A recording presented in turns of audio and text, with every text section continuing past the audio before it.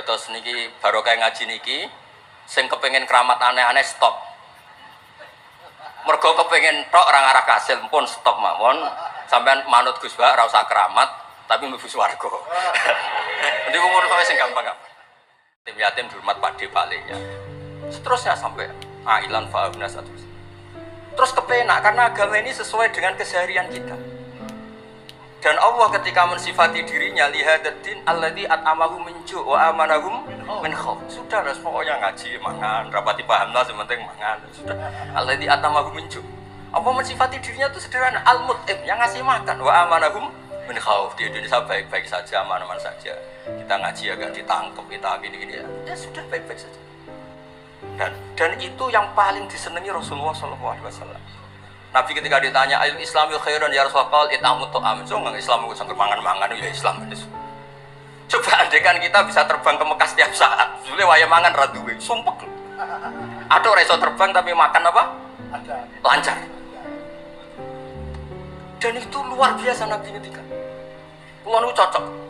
Ya selain iso terbang maksudnya. Tapi ini penting kalau aturakan supaya agama ini menjadi gampang. Sebab itu Hadaddin, saya sering cerita kemana-mana.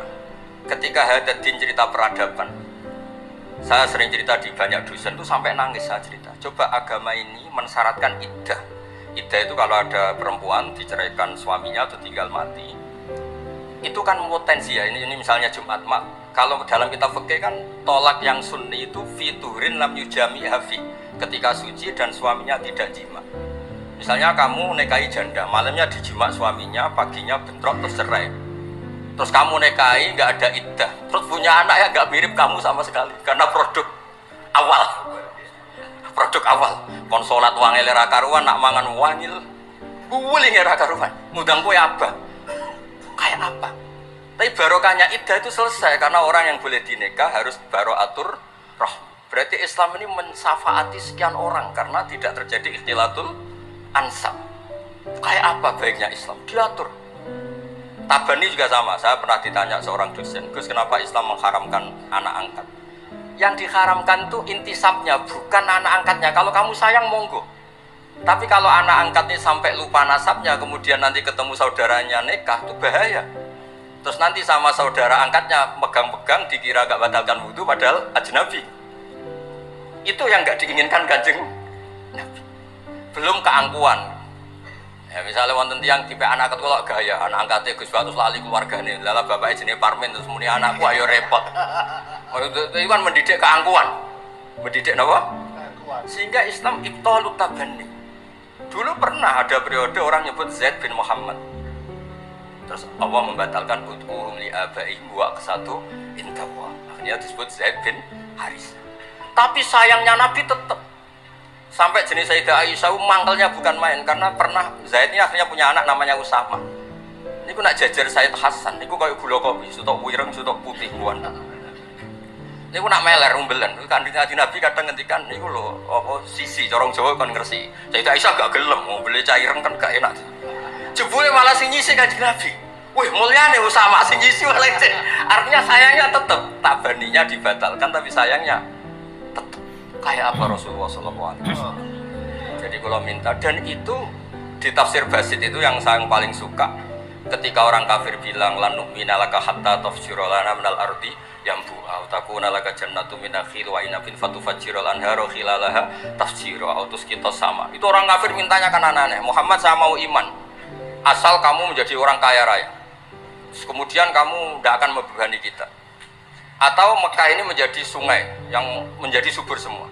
Itu yang paling kurang ajar bilang gini, autar kofis sama walan nu'mina liruqiyika hatta tunazzila alina kitaban nakro. Lebih parah lagi ngomong gini mereka, auta tiabillahi wal malaikati qabila. Gini loh Muhammad, Allah turun dari langit terus gandeng kamu sama Jibril, terus tangan kamu diangkat dimaklumatkan ini loh Nabi akhir zaman. Itu di semua riwayat ahli tafsir mengatakan kenapa Allah tidak nuruti itu. Karena ketika konsep Quran itu rasional sesuai fitrah salimah, orang yang menolak itu angkuh. Meskipun minta mukjizat itu yang menolak itu angkuh. Sebab itu kalau suwon Quran itu ya yang keseharian.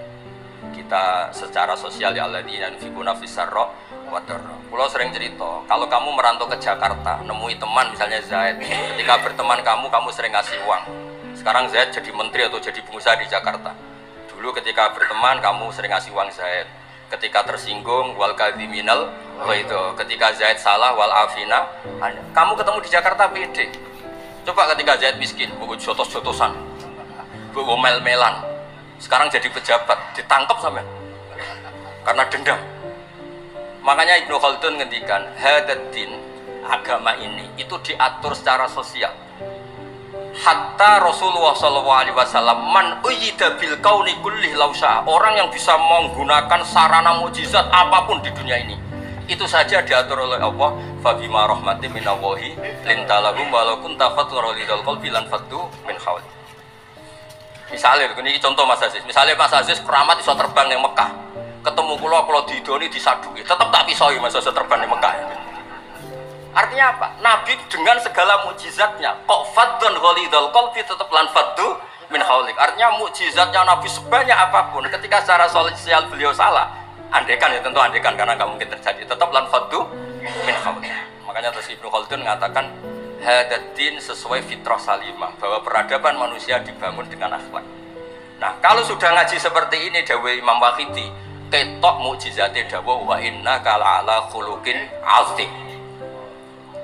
Ya, terus niki barokah ngaji niki, sing kepengen keramat aneh-aneh stop. Mergo kepengen tok orang arah kasil pun stop mawon. Sampean manut Gus Ba ora usah keramat, tapi mlebu swarga. Jadi umur kowe sing gampang-gampang.